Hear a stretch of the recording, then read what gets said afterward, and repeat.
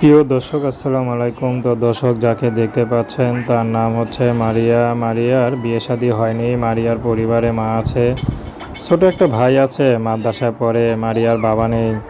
তো মারিয়া ইউটিউব এসেছে বিয়ে শাদীর জন্য। আসলে তার বিয়ের বয়স হয়ে গেছে কিন্তু এখনও বিয়ে হচ্ছে না।